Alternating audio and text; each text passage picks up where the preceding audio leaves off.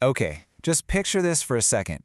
You sell everything, pack your entire life into just a few suitcases, and suddenly, the whole world becomes your family's classroom. I mean, it's such a powerful dream, isn't it? I mean, this is the vision, right? This is what everyone's chasing. You're swapping that awful morning commute for an ocean sunrise. Your kid's history lesson, it's not coming from some dusty old book. No, they're actually standing inside ancient ruins. It's supposed to be this life of total freedom, connection, just pure adventure. But then reality hits. And boy, can it hit hard. Look, this isn't just some hypothetical warning. That quote, it comes from a family that was already 4 years into their journey. It's the real story, the one that gets cropped out of all those picture-perfect Instagram feeds. You know, everyone plans for the obvious stuff, right? The budget, the visas, the endless packing lists. But what almost nobody talks about is the one thing that makes it all fall apart. It's this hidden psychological tripwire that can completely unravel the entire dream. And that's exactly what we're going to dig into today. All right, so first things first. Let's talk about the dream itself. What is it about world schooling that pulls so many people, so many families toward this kind of life? And if you're feeling that pull, I want you to know you are so not alone. Just think about this. The hashtag travel family has over 1.3 million posts on Instagram. That's huge. This isn't some tiny niche idea anymore. It's a full-blown movement. It's people like us, all looking for a different, maybe better way to live and learn. And this right here, this is the feeling that pushes so many of us over the edge. These words are from Josie Davis, a former police dispatcher who literally traded her family's life in the UK for a life on the road. And she just captures that feeling of modern burnout so perfectly. You know the one, like you're just running on a treadmill, completely missing the life that's happening right in front of you. The whole point, the dream, is to finally get off that treadmill for good. Okay, but as we know, the journey from dream to reality, it's rarely a straight line. So what happens when that incredible adventure starts to feel a lot more like a disaster? And look, the challenges are painfully real. We're talking about that deep loneliness you can feel even when you're surrounded by people, or those epic kid meltdowns that happen because they just desperately need some stability. And then there's the unexpected medical emergency, the constant stress about money, and just the sheer emotional drain of saying goodbye again and again and again. And I want to be clear, these are not just what-ifs. These are real stories from real families.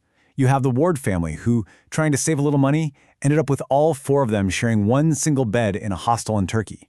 That same family battled a terrifying mystery fever on a date farm in the middle of the Moroccan desert. And for the Davis family, their dream was just shattered when they got the news of a sudden death back home, making them realize just how terribly far away they really were. So this brings up a really critical question. It's super easy to just write all this stuff off as bad luck, right? Or just part of the adventure. But what if these aren't just random, isolated incidents? What if they're all symptoms of a much deeper problem, something fundamental, baked right into the DNA of this lifestyle?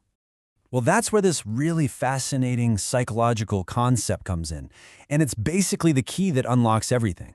It helps us understand both the magic and the meltdowns of this whole nomadic life.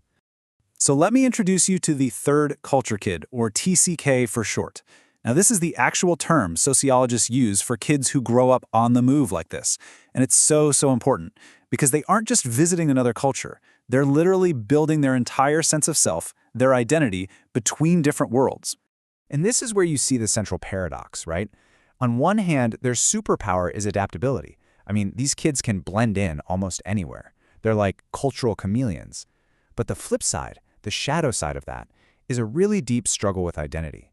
Because when you feel like you're from everywhere, you can easily start to feel like you're truly from nowhere. Every single goodbye is another little loss, and all those losses can build up into this kind of unresolved grief. And believe me, the stakes could not be higher. When a professor, Clive Sibel, studied the long-term effects of this lifestyle, he was just flooded with responses from adults who had grown up this way. And the results were just completely split down the middle. Half said it was the best thing that ever happened to me, and the other half said it was awful. So this isn't some minor risk we're talking about. It's a fundamental fork in the road that can shape a child's entire life. Which of course leads to the big question, how do you make sure your family takes the right path? Okay, so that brings us to the solution. And it's not about giving up and going home. It's a proactive strategy to make this dream truly sustainable. It's all about building a foundation that's so strong it can actually travel with you. It's about building what we're going to call the portable hearth. And just to be super clear, this is not about stopping your travels. Not at all. It's about making the dream last. It's about truly understanding that home isn't a physical address on a map. Home is a feeling of security, identity, and belonging. And the good news is, you can actually learn how to pack that feeling right into your suitcase. So, here's the framework. It's a really simple but powerful 3-part strategy to build your very own portable hearth. Let's break it down step by step. Okay, step 1 is huge. You have to understand the difference between routines and rituals. Think of it like this. Routines are the scaffolding of your day. You know, doing schoolwork at 9 a.m. They give you predictability, and that lowers stress for everyone. But rituals are the spirit. They're all about emotional connection and identity. So a routine is just the action, but a ritual is the meaning behind the action. It's not just doing schoolwork, it's the special family handshake you do before you start. It's not just unpacking, it's lighting a specific travel candle every single time you arrive in a new place, as a way of saying, okay, we're home now. All right, number 2, pack your roots in a suitcase. This is all about making that feeling of home something you can actually touch. And here's this incredibly clever little idea I love, the Altoid tin altar. And no, it doesn't have to be religious at all. It's just a tiny personal kit of belonging. You fill it with small things that are meaningful to you, maybe a feather, a special stone from a beach you loved, a tiny family photo. It lets a child, or even you, set up a little personal space on any nightstand and any Airbnb, anywhere in the world, and instantly make it feel like your own. And step 3, ritualize your transitions. Okay, check this out. In a bunch of Latin American countries, they have this amazing New Year's tradition. At the stroke of midnight, people grab an empty suitcase and literally run around the block with it. Why? To manifest a year full of travel. Now, for a family that's already on the road, adopting a ritual like this is more than just fun. It's a super powerful way to reaffirm who you are. It says, we're not just moving from place to place. We are a family that joyfully explores the world. And look, this isn't just some fluffy, feel-good advice. The psychological science on this is absolutely solid. Studies show that consistent family rituals are proven to strengthen emotional bonds, build up resilience in kids and adults, and create a deep sense of stability, even if your physical address is changing every single month. And that really brings us full circle, doesn't it? When you approach it this way, intentionally, this lifestyle stops being about running away from something.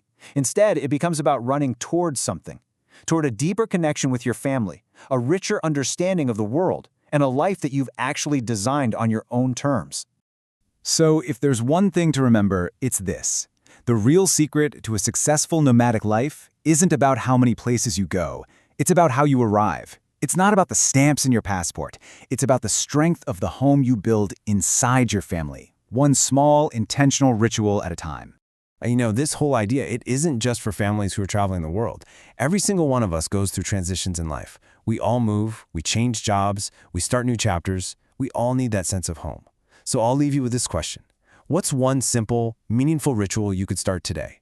It could be anything, a special handshake, a specific weekly meal, just a shared moment of gratitude, something to build that feeling of home for yourself and for the people you love, no matter where you are. If this touched your heart, please subscribe, like, and share it with your family.